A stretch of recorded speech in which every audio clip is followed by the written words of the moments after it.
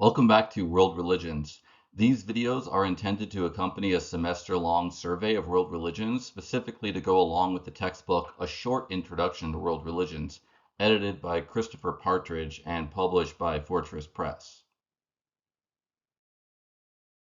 Understanding Religion, Chapter 3, Sociology of Religion. To begin with, we can talk about the scientific study of religion in general. This is rooted in both the Age of Reason and the Age of the Enlightenment. The Age of Reason is a term used by scholars for 17th century Europe, so the 1600s, which is basically when modern science was first developed, starting with astronomy and physics, the scientific method, experimentation, using mathematical modeling to create specific hypotheses that could then be tested against experiment. All of that basically dates to the Age of Reason. In the 18th century, there was a larger movement, not only in science, but also in literature, the arts, and philosophy, known as the Enlightenment. This is more of a social or cultural movement that in part attempted to reform society to make it more scientific, to question traditional authorities, traditional sources of knowledge, like the king, like the aristocracy, like the church, and so on. So there is a diversity of views within the Enlightenment itself. A famous philosopher or intellectual leader of the Enlightenment was the Frenchman Voltaire, whose picture is shown in the slide. They did have different political, philosophical, religious views. Some of them were religious. They believed in a creator God, but most of those were deists. And deism is the view that God creates the universe, but then he only lets it operate in accordance with natural law, the natural laws that are discoverable by science. So the universe is like a giant machine that has a certain pattern to it, and there are no exceptions, so there are no miracles. So that's just one example of a popular view of religion in the Enlightenment. And there were also political ideologies, like some people arguing against monarchy or for republics, for constitutional monarchies having a written constitution. So yeah, a lot of those ideas, including the ideology of the American Revolution, were products of the Enlightenment, but some of them are still with us today.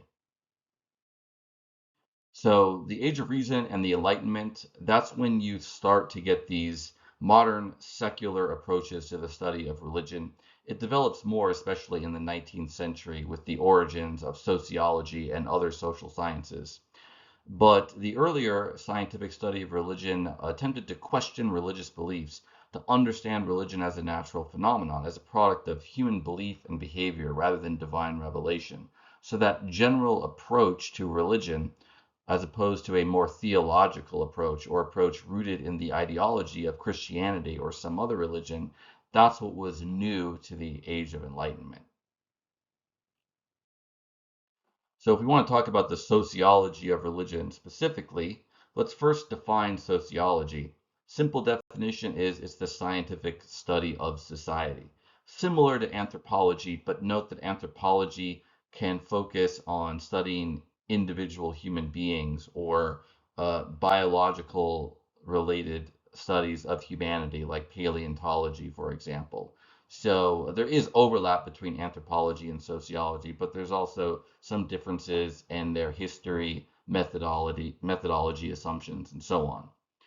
A contemporary sociology of religion is similar to just general scientific study of religion, but the textbook does make a good point. One difference is that it generally lacks the overtly critical stance of the earlier scientific study of religion. A lot of the first, second, and third generation or so of scientists studying religion were trying to deconstruct it or analyze it as a necessarily natural phenomenon. Of course, a lot of modern sociologists of religion have a similar framework, similar set of assumptions, but they're not necessarily studying it just for the purposes of critique. The thing about modern sociology of religion is it does still attempt to understand religion as a social construct. So there's no presumption of existence of God or some other theological realities to help to explain religion. It tries to analyze religion in terms of social processes, but nor is it necessarily motivated by a desire to critique religion per se.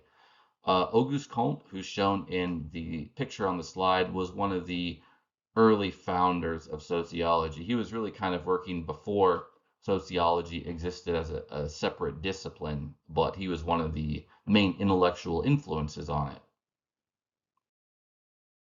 So, one of the main presumptions of sociology of religion is methodological agnosticism. This means studying religious beliefs sociologically without deciding whether they are true. So, it's just not making a judgment about the truth of religion, it's just trying to look at it as a social phenomenon. Now, there are other disciplines like theology and the philosophy of religion, which do directly address the issue of religious truth.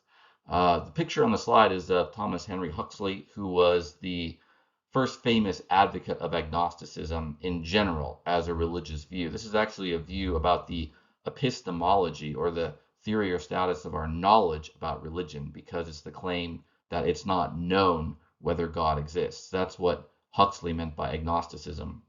Methodological agnosticism is different from Huxley's agnosticism in that it's not saying that it's not known whether God exists. It's just not making a judgment anyway about the knowledge of God's existence or about his actual existence or about the truth of other religious beliefs. So that's what's going on in the sociology of religion. It should be pointed out that some sociologists think recognizing the falsity of at least some religious beliefs is actually necessary, though, to understand them sociologically. And you can think about why this might be so.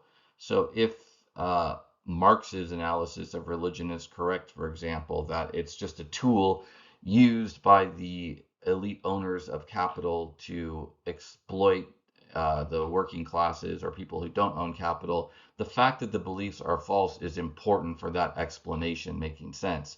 And even with more, Marx's theory is pretty old. I don't think it's generally accepted that much in sociology anymore. But you could have more modern sociological theories that also get explanatory power from the claim that religious belief is false. So that's just something to keep in mind, that there are people who disagree with methodological agnosticism, even from within the field of sociology. We can divide sociological theories into individualist and collectivist theories. Individualist theories claim that religion is rooted in individual needs or drives. There are two main types of individualist theories of religion: cognitive or intellectualist theories, which attempt to explain religion based on the cognitive needs of individuals, and feelings-based or emotionalist theories, which attempt to explain religion based on emotional needs of individuals. The intellectualist theories regard religious belief as a pre-scientific attempt to understand the world and human experience. And so basically, it's religion as a failed attempt to understand the world. Now that we have science, we have a better way of understanding the world, but that's how you understand and explain why people were religious in the first place. This often goes along with the secularization thesis. Now, strictly speaking, intellectualist theory of religion does not entail the secularization thesis, nor vice versa. But people who believe this intellectualist theory of religion, they also often accept the secularization thesis as well, which is the claim that religion will be supplanted by science and that the future will be secular. And you can see how these two views might go together.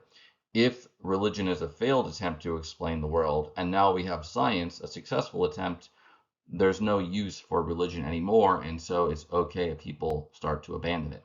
By the way, there can be other sociological theories that people invoke to support the secularization thesis. The other most common one that I've heard, I think it's more common nowadays, is those who view the function of religion as bonding society and creating more social harmony by decreasing violation of moral norms. Like, for example, the anthropologist Joseph Henrich and other scholars like Ara Norenzayan, who have offered a cultural evolutionary theory of religion. In their view, believing in moralizing so called big gods, that's Ara Norenzayan's expression, these gods are going to police the moral law, and that's why you believe them. At least the belief is that they will police the moral law. So it's a way of trying to get individuals in a society to behave well, to not kill or lie to or steal from each other. So it creates social order. But a lot of people who accept that view of religion, regardless of whether they classify themselves as cultural evolutionists or what have you, they could still accept that view of religion and point out that in modern societies, we have governments that have a pretty sophisticated police, judicial, and prison system that can take a lot of the load off of religion in terms of enforcing social norms. And there could be other mechanisms used by modern societies that are not legal or judicial that have a similar effect. And so they might think that societies no longer need religion because we have these new political, legal, or other social institutions to create harmony in society. Um, People might point to, for example, countries in Europe that are modern, they're developed, they have relatively low violence rates, lower than in previous centuries, and yet they've also ceased to be religious to a large extent, like in Scandinavia, for example. And there's other examples of this too, like Japan might be another one. So the point is, there could be people who accept the secularization thesis for other reasons too, not just the intellectualist theory of religion. But it's a very commonly accepted theory about religion. Some examples of individualist theories of religion are those of Auguste Comte, Herbert Spencer, Edward Burnett Tyler, and James G. Fraser. The emotionalist theories claim that religions stem from emotions such as fear, uncertainty, ambivalence, or awe, and that religions are attempts to cope with intense emotional experience rather than attempts to explain or understand the world. Advocates of this type of theory have included Robert Ranulph Merritt, Bronislaw Malinowski, and Sigmund Freud. The second main type of sociological theory of religion are collectivist theories, which hold that religion is rooted in social processes. A famous early example from this group is that of Karl Marx, who thought that religion is an ideology supported by the ruling class to control the masses. Now, he did also regard it as serving a kind of purpose. It's an expression of protest. He called it the sigh of the oppressed creature.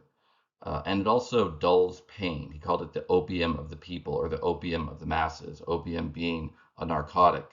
So the idea is it may actually give some psychological relief, but religion changes nothing about the structure of society, about what he would call the material conditions or the nature of production in society and also of ownership.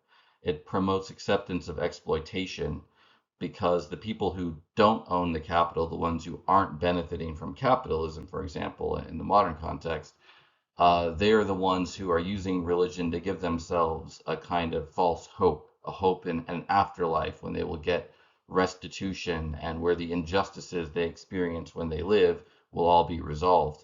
But Marx thought because religion is the product of this capitalist economic system, that it will disappear when that is overthrown by communism and the oppression of the working class ends. And indeed, communist regimes that were established in the 20th century did attempt to destroy religion most often. Um, but they failed to entirely do that, which is kind of interesting. And also, another potential limitation of Marx's analysis is that it doesn't seem to apply to egalitarian societies like hunter-foragers who don't have the same class structure as other societies and yet still have animism, belief in spirits, shamanism. So it's an interesting theory. It's probably at least true that religion has been used in this way sometimes in the past, but there's so much going on in religion, it's hard to reduce it to one social process or even one psychological process. Another example of a collectivist theory of religion is that from Emil Durkheim, who thought of religion as being necessary to integrate society. He thought that religion binds society together into a single moral community. And he acknowledges that religion is the expression of the individual's subordination to society, that religion in some sense does oppress the individual, but he thought that doing so was actually necessary for society to function. So it's not being used just to cynically exploit people, unlike in Marx's view. It does serve a genuine social function to create a sense of unity and community in society. Also, how does God play a role in Durkheim's theory of religion? Well, he says that individuals do not understand abstract social forces, and so they can use religious concepts like God to try to explain them.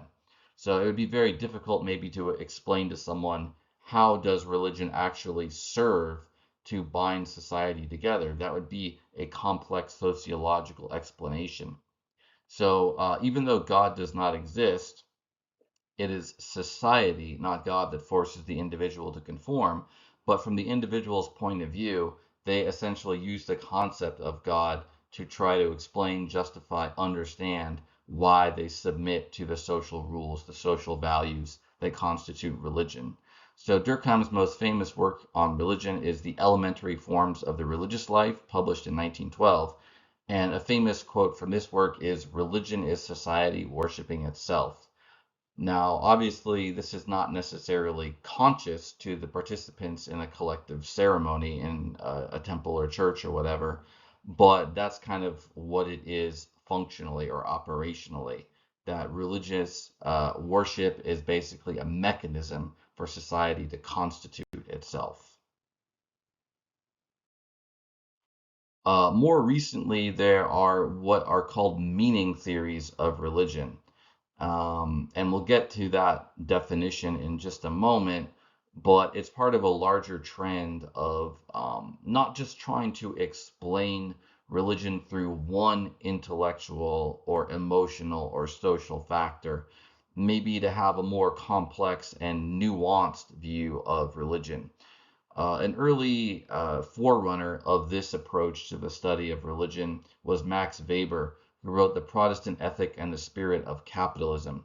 This is kind of a deep dive, almost a case study into Protestant Christianity that developed in Europe in the 15 and 1600s, and how the ideology of Protestant Christianity, on Weber's analysis, actually facilitated the growth of capitalism in the Protestant parts of Europe and European colonies later, like the English colonies in North America, which later became the United States. He also did 3 in-depth studies of other world religions. So this type of more in-depth case study approach of religion, or where you try to get inside the mind of members of a certain religious tradition, understand it ideologically from within, and then move outwards to a sociological analysis, that's kind of like influential on this meaning theory of religion. So you can define meaning theories of religion as saying that religion gives meaning to human life and society in the face of suffering and injustice. So this would, in a sense, be like an individualist theory, but rather than appealing just to a cognitive explanation or emotional coping, it's actually talking about meaning and purpose and sense making.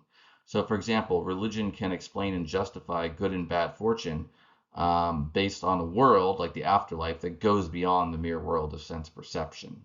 So, in the afterlife, the wicked will be punished and the righteous will be rewarded, even if they are not in this life. But obviously, there could be deeper meanings as well, a deeper sense of purpose or understanding or fulfillment that religion gives people. Another theoretical approach to religion is rational choice theory. Now, this is a concept from economics, a theoretical framework that treats people as rational agents who attempt to maximize their value or their utility through their actions. Rational choice theory of religion treats religions as rival products offered in a marketplace of religious organizations. So the idea is that an individual person chooses which religion they're going to follow based on how much it benefits them. But some critiques of this approach to religion are that most people, especially traditionally, but even now, don't choose their religion. They are rather socialized into them. So you basically are taught religion by your parents or other people in your family or community, and they just give you the religion they already have. So you have this formation at an early age. You don't choose which religion you're going to affiliate based on a cost benefit analysis as a rational adult. It's just given to you. So the rational choice theory of religion was formulated in the context of especially modern American religion, which does offer kind of a marketplace. If you're not just sticking to your ancestral religion, you have a wide variety of churches to choose from. And so there is probably aspects of this that are true in certain contexts. But if you look at the history of humanity and in other times and places, this theory has a difficult time explaining religion because there's not necessarily a choice involved, at least at the individual level. Another thing that's puzzling about religion is that it imposes heavy costs on its members, and that's the purpose of the picture on the slide, the sacrifice of Isaac, the famous story in the Hebrew Bible of how Abraham is commanded by God to give up his son Isaac as an offering to the Lord. In the place of animal sacrifice, he's actually sacrificing his child, his son. Of course, at the last minute, God sends an angel to Abraham saying, no, don't actually do it. And he provides a lamb to be sacrificed instead. A lot could be said about the underlying meaning, interpretation, symbolism. In part, this story is playing off the fact that there were other religions in the proximity of the ancient Jews, other Canaanite peoples who did practice child sacrifice to Moloch. But anyway, the point is, this is just an illustration of the type of cost that religion can impose on people. Even though the Phoenicians did actually practice infant sacrifice, most religions don't advocate that, but they advocate other types of sacrifice, maybe a tithe, where you give 10% or a fraction of your annual income to your church, or animal sacrifice, where animals like cows, for example, or goats or sheep can be very valuable assets. So when you sacrifice one of those, it's paying a tangible price for the sake of your religious commitments. And if you think about this, this could be a bit puzzling from the standpoint of rational choice theory. If the individual is choosing a religion based on their benefit, why would they choose a religion that demands of them heavy costs? And there are other costs as well, like vowing to not drink alcohol in Islam, or vowing to not eat pork in Judaism, and all the other moral commandments that you have to follow as a part of a religion, or going to church or mosque or the synagogue every week. So there's usually a lot of costs, a lot of commitments that come with religion. This doesn't necessarily disprove the rational choice theory. One thing to keep in mind is that even if the religion is not individually rational in the sense that it doesn't maximize individual self-interest because of the costs involved, it might be collectively rational, whereby society as a whole is benefited somehow if you get people to uh, make certain commitments, to follow certain rules. This is kind of similar to Durkheim's view of religion providing social solidarity, but there could be other collective benefits as well. And so, why though would religion demand sacrifice? Why wouldn't it just like demand following moral rules? One thing about a sacrifice is that it's a costly behavior. And so this fits in with something else from economics or just kind of social science, generally signaling theory. A signal is a costly behavior, and it can function as a sign of genuine commitment to a person or cause or a group or contract, things like that. So, in other words, if someone wants to show that they genuinely believe in the religion and that they will follow its rules, even if they're not being actively observed or enforced by others, they can do something like pay a price. They can tithe to their church. They can sacrifice an animal. They can give a large donation, et cetera, et cetera. And if they didn't actually believe in their religion, they'd be less likely to engage in that costly behavior. So there's a lot of ins and outs, a lot of aspects that you could use rational choice theory to try to understand religion. It's not necessarily just the claim that religion is individually rational or it's the individual who's making the choice between religions. If it's collectively rational, it could explain why societies developed religions that they impose on their members in the first place.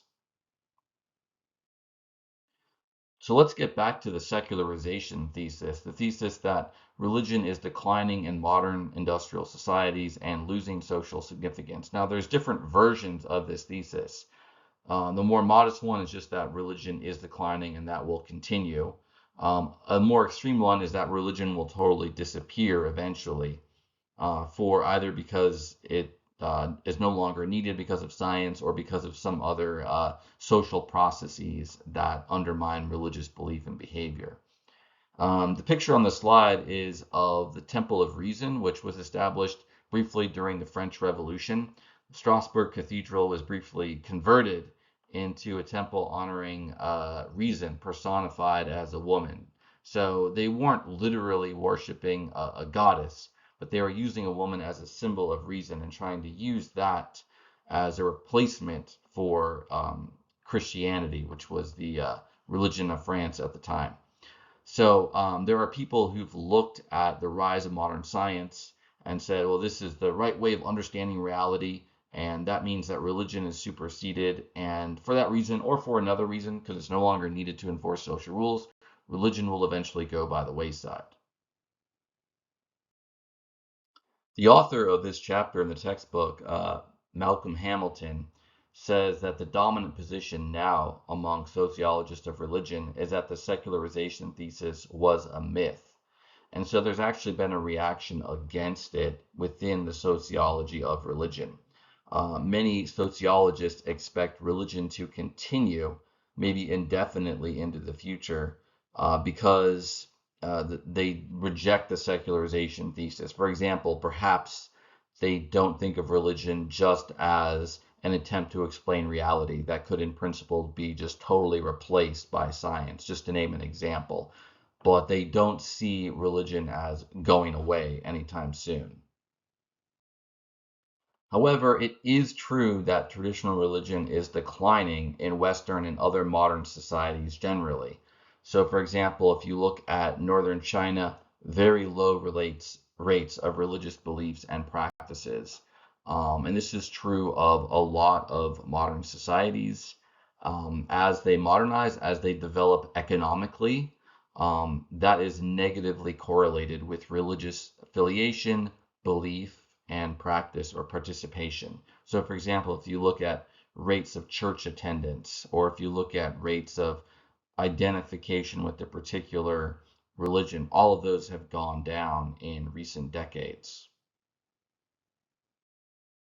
However, not all societies have seen this trend. So I think, for example, you could point to the spread of Christianity and Islam in sub-Saharan Africa. Sub-Saharan Africa is maybe one of the places in the world that has some of the highest rates of religiosity. There's other places too, like parts of the Middle East, for example, and other parts of Asia. But um, even though it's not true in all societies that religion is declining, there still could be an overall trend. So it could be declining overall. And then finally, if you look at sub-Saharan Africa, for instance, it's less economically developed than Europe or in parts of East Asia. And so it's possible that they just haven't reached that stage of economic development where the secularization thesis will kick in. In addition, though, sociologists of religion who want to question the secularization thesis, they can point to new religious movements like sects or cults that developed in the 20th century, for example, as counter evidence to say that no, religion is still here, new religions are being spawned all the time, so we shouldn't expect religion to entirely disappear. There's also new what are called quasi-religions. These do not meet most or all the criteria of religion. So, for example, they may not have a robust belief in the supernatural. They may not have formal rituals that they practice in a very consistent way. They may not have explicit moral codes that they enforce, etc. But they can have religious-like aspects of them, creating solidarity, serving as markers of identity, and so on, or giving an individual meaning and purpose. So some examples of these: nationalism, so identifying with the nation state that you live in and regarding that, or the ethnic group that you're a part of, and regarding that as a source of identity and purpose. Being really committed to a sports team, being really obsessed with an actor or a musician or some other celebrity, so as if you were worshiping them, so to speak. Also, getting a sense of coping or meaning or purpose from psychotherapy or self-help. New Age movement is connected to a lot of beliefs about spirituality, the supernatural, divination, things like crystals, tarot cards, the like, Reiki or energy healing, meditation, a lot of different practices associated with New Age. And that perhaps come closest to counting as a religion. There definitely are particular religions that are also New Age affiliated, but New Age as a broader movement would probably be considered a quasi-religion rather than a specific religion per se. Alternative and complementary medicine, political ideologies, so things like socialism, communism, fascism, dare I say it, wokeism. Both on the left and on the right, people can get a sense of purpose and meaning, and even be willing to sacrifice things on behalf of their ideology. There are also moral ideologies that don't have a specific political theory behind them, but rather they're based on a moral theory like deep ecology, which is basically opposed to anthropocentrism. It's an ecocentric moral philosophy that regards ecosystems as having intrinsic value. Effective altruism, so this basically weds utilitarian ethical theory, the view that the correct action is the one that maximizes welfare of all the beings concerned. It weds that with a kind of a practical strategy for trying to bring about well-being or utility in the world. And you could also point to various fandoms, especially those connected to literature, games, television, film, manga, anime, things like that, where people get totally absorbed and engrossed in the literature or the media that they're a fan of, and it becomes a kind of meaning system, maybe even a symbol system for them. So the fact that we do have religion that's high in some societies, that there are new religious movements, and that there's also quasi-religions, that could be interpreted as evidence against the secularization thesis. So let's talk about some of these new religious movements. They've proliferated in the West since the 1960s and 70s, which was when the counterculture movement was at its height. This was connected to the civil rights and anti-war movement in the United States. But a lot of these people were not just questioning particular policies of the government, like the war in Vietnam or like the segregation laws, but also they were questioning broader aspects of the culture society, like Christianity, like patriarchy, like other traditional beliefs and behaviors.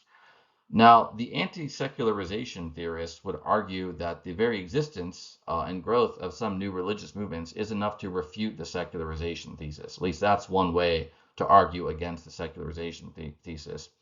But for their part, people who still support the secularization thesis, they can say that the new religious movements, or NRMs, don't make up for the decline of mainstream churches. And that's probably true statistically. Like if you look at the fact that many fewer people are going to church every Sunday or are participating in other traditional religions, that decline is bigger than the growth of new religious movements. This, by the way, underlines why it's really important when you're formulating a hypothesis like the secularization thesis to make it specific enough that it can be testable. This is actually a requisite condition of a scientific hypothesis, that it's precise enough that we know how to test it against evidence to see whether it's true or false, or at least to determine whether it's more or less probable in the light of that evidence. And if we state the secularization thesis too vaguely, it ceases to be testable in that sense, and thus it ceases to be scientific. The more extreme version of the secularization hypothesis, that religion is going to completely disappear, That appears to be false. At least it hasn't happened yet. And people who advocated that more extreme view of secularization thesis, they didn't usually give a timetable. If they did, it probably would have been falsified by now. But if they didn't, that would be just another aspect of their theory that's vague, that should be made more specific. But in general, I would say that there actually is some evidence to support the secularization thesis, just because there is that consistent decline in religious affiliation and things like church attendance over the decades. So even though that is not a very popular view in the sociology of religion, the decline of religious belief and behavior is empirically observable. You can give statistical evidence for it. However, you could say that the more extreme version of the secularization thesis have been falsified. And regardless, it remains true that sects, cults, which would be a religious group that is more exploitative or controlling of its members, and new religious movements generally remain a major area of study for sociology of religion. So an example of an NRM is Osho. He's kind of like a guru or a teacher. He was from India, but he had a lot of Western followers, and he wasn't a Hindu. He sort of developed his own philosophy or spirituality. And yeah, so he's just one example of that. Now, not all new religious movements have this charismatic or powerful guru at their head, but that's just a common thing you see, and so that's why it can work well for the sake of example. More recent sociology of religion still has looked at the study of that process of secularization that I mentioned, as well as continuing to look at sex cults and new religious movements. Now, it's kind of interesting because if you look far enough back in the sociology of religion per se, it was a relatively insignificant subdiscipline. But within the last few decades, it does seem like it's gotten a larger profile within sociology itself, as opposed to, say, like 50 or 100 years ago. Um, More recently, there have been studies of mainstream religions, so similar to the more recent anthropological study of religion as well. Like instead of trying to find cults or religions of exotic or very foreign cultures to, from the researcher's perspective, studying the religions in their own society as well. Another trend is studying the religious lives of minorities and immigrant communities. The picture on the slide is from a Korean church, for example. And there's also been continued work on new religions and quasi-religions. So that finishes up chapter 3, the sociology of religion. Next up are theological approaches to the study of religion. Until next time.